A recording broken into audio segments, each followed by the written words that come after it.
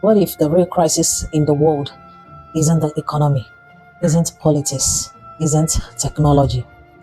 What if it's love? Not the filtered version, not the hashtag version, not the convenient kind that stays only while it benefits us.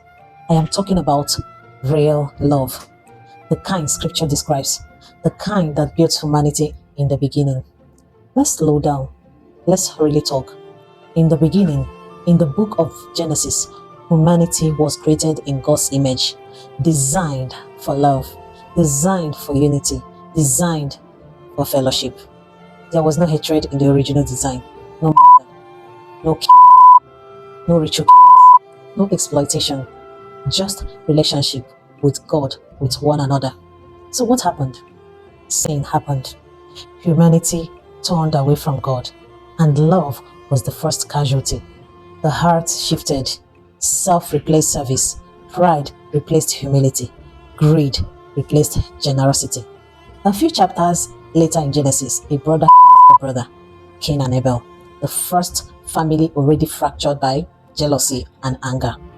And it never really stopped. Today, we see things that would have shocked earlier generations. Brothers killing brothers, sisters betraying sisters, friends using friends, family members trading blood for money, honor for power, loyalty for influence. Unthinkable, yet real. Why? Because when love leaves the heart, something else takes its place. The Bible says in Matthew 24:12 that because lawlessness increases, the love of many will grow cold. And that is what we are witnessing. Hearts growing cold, compassions fading, conscience becoming numb.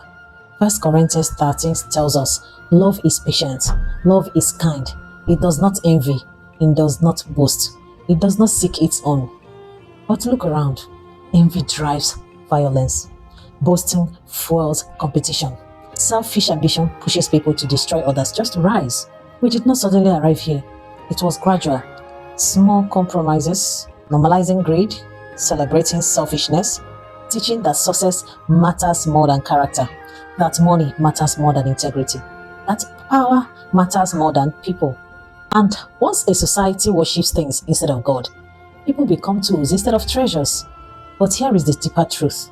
First John 4:8 says plainly, God is love, not that he gives love, not that he understands love. He is love. So when we disconnect from him, we disconnect from the source. What happened to unity? Division replaced it. What happened to peace? Fear replaced it. What happened to sharing? Scarcity thinking replaced it. Yet, the solution has not changed. Jesus summarized everything in 2 commands. Love God, love your neighbor. Simple, radical, powerful. If truly practiced, there would be no ritual killings, no exploitation, no brother shading brothers again. The world is broken because love stopped existing. It is broken because love stopped being chosen. But here is the hope. Love can be restored, one heart at a time. It starts with repentance. It starts with surrender. It starts with allowing God to soften what life has hardened. We may not fix the whole world overnight, but we can refuse to let our own hearts grow cold. Real love is still the answer. It always has been.